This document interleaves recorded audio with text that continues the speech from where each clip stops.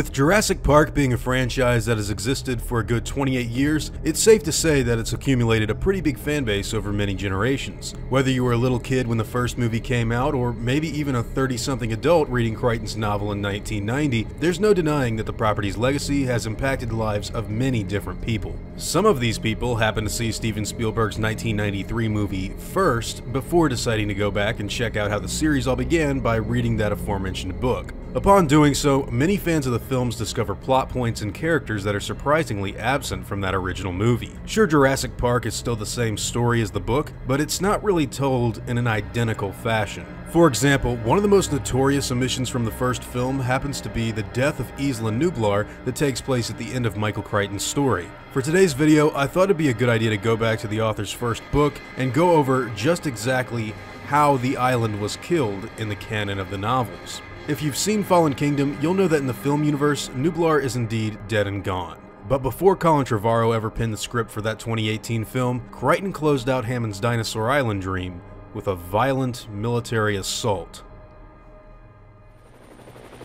Grant heard the rabid babble of Spanish voices before he saw that Muldoon was already on board the helicopter with the kids. Suddenly he heard one of the soldiers say in English, "Please, you will come with us. Please, there is no time." Robert Muldoon leaned over and shouted in Dr. Grant's ear, "They want us out of here now! They're going to do it now!" The soldiers grabbed Alan, Ellie, and Donald Gennaro before pushing them into separate seats and helping them clip their harnesses. They were getting ready for takeoff. Hammond's grandchildren, Lex and Tim, sat exhausted in the chopper's interior. Muldoon must have helped them get into the helicopter before the soldiers found Grant and the others. One of the officers came forward to Grant and asked him a question. "Senor, are you in charge?" "No," Grant said. "I'm not in charge." "Who is in charge, please?" the officer asked. He made his way over to the lawyer, Gennaro, and asked him the same question. "Are you in charge?" "No," said Gennaro. The officer then looked to Ellie, but said nothing to her. As the helicopter rose above the beach, its door was left ajar. Grant peered out to see if he could catch one final look at the huge pack of velociraptors, but they were nowhere to be found. It was as if they'd disappeared, like they'd never existed. Now Grant leaned over to Muldoon and asked him about the others. Muldoon shouted, "They've already taken Harding and some workmen.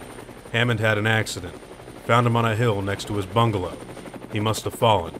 "Is he all right?" Grant asked. "No," Muldoon replied. "Compy's got him." The paleontologist followed this up with one final question. "What about Malcolm?" But Muldoon just looked at Grant and shook his head. After hearing this news, Alan turned away. He was too tired to feel anything, and decided to just look out at the island one last time before they'd leave. In the fading light, he could barely make out the little Rex crouched over a fresh hadrosaur kill, its bloody jaws looking up at the helicopter as it passed over the lagoon. And then somewhere behind them, they heard loud explosions. Ahead of them, they saw another helicopter wheeling through the mist over the visitor center. A moment later, the building burst in a bright orange fireball. Lex began to cry. Dr. Sattler quickly put her arm around the girl and tried to get her not to look. Grant stared down at the ground and had one final glimpse of the Hypsilophodons, leaping gracefully like gazelles, just moments before another explosion flared bright beneath them. The helicopter gained altitude and moved out over the ocean. Alan Grant sat back in his seat, wondering about all of the dinosaurs that were standing on the beach, ready to migrate. He wondered just where they would migrate to if they could. After realizing he would never know, he began to feel sad and relieved at the same time. The officer came over to him once again, this time bending close to his face. "Are you in charge?" "No," Alan replied. The officer asked one final time, "Please, senor, who is in charge?" "No one," Dr. Grant said.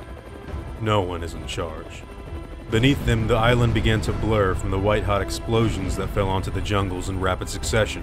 The bombs fell, one after another, until all of Nublar was glowing, a diminishing bright spot in the dark of the night.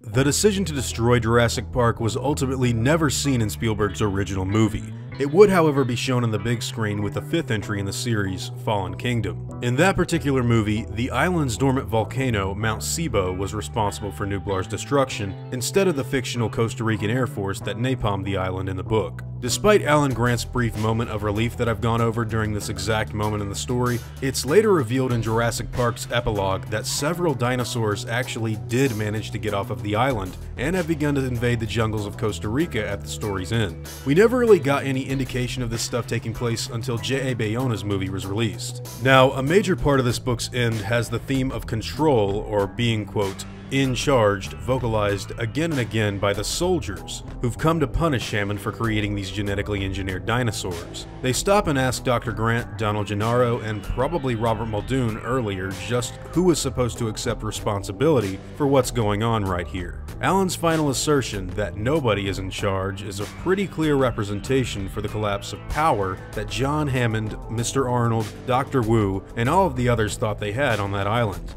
In truth, there never was any sort of control over Nublar. These human beings had gravely underestimated the consequences of their actions, and as such, paid the price for trying to play God. Nobody was ever really in charge of Jurassic Park. Thankfully, this has been a theme that has stayed with the films for the course of a good 25 years now. And it's one of the really pivotal things that I think makes the Jurassic series so interesting.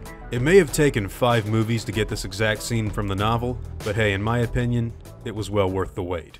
Now, before I go, I want to thank my game wardens, like Luke Osteen, as well as all of my InGen executives.